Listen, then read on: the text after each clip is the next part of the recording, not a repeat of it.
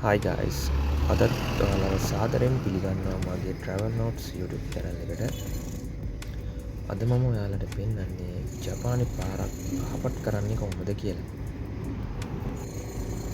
ජපාන් ජනතාව සාමාන්‍යයෙන් මේ වගේ පාරවල් හදන වැඩ කරන්නේ ගොඩක් වෙලාවට රාත්‍රී කාලේ. මොකද මාර්ග තදබදය ඒ වෙලාවට අඩුයි. ඒ වෙලාවට මේ වැඩේ සාර්ථකව කරගන්න පුළුවන් නිසා ඒගොල්ලෝ රාත්‍රී කාලේ මේකට යොදා ගන්නවා. ඇත්තටම මම මේ වීඩියෝ එක කරනකොට පාන්දර 2යි. ඒගොල්ලෝ එනකොට පැය 9ට 10ට වගේ ආවේ.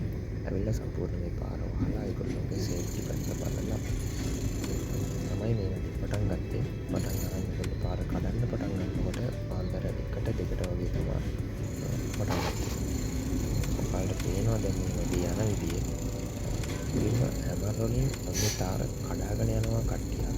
ඊට පස්සේ පොඩි මැෂින් එකකින් ඒ ලොකු තාර කෑලි සහ ගල් කෑලි අටවගෙන යනවා. ඒත් එක්කම තව කට්ටියක් පිටිපස්සෙන් පොඩි වැල් ටික වැලි ගොඩවල් ගල් ගොඩවල් එකතු කරලා අර මැෂින් එකට උදව් කරනවා. ඇත්තටම ජපාන් ජාතිකයෝ කියන්නේ හරි පිළිවෙලට ඉක්මනට වැඩ කරන්න කැමති කට්ටියක්. ඔයාලට මේ වීඩියෝ එක අන්තිම වෙනකම් බලුවොත් එන්නේ මේගොල්ලන්ට මේ පාර මේ විදියට හදලා මේ විදියට පොඩි මැෂින් එකකින් සුද්ධ කරලා දූවිලි වැලි සියලුම දේවල් අයින් කරලා කාපට් කරන්න කොච්චර වෙලාවක් යයිද කියලා හිතා ගන්නවත් බැරි වෙලාවක් යන්නේ. ඔයාලා මේ වීඩියෝ එක අන්තිම වෙනකම් බලන්න. ඔයාලටම පුදුම හිතෙයි මේගොල්ලන්ගේ වැඩ ගැන. ඇත්තටම කිව්වොත් පැය 4ක් 5ක් වගේ පොඩි කාලෙකින් මේගොල්ලෝ කිලෝමීටරයකට ආසන්න ප්‍රමාණයක් පාර සම්පූර්ණයෙන් කඩලා සුද්ධ කරලා කාපට්ටයක් ගාලා ඉවර කරනවා. මේ වීඩියෝ එකේ අන්තිමට ඔයාලට බලා ගන්න පුළුවන් අවසාන ප්‍රතිඵලය කොහොමද ආවේ කියලා.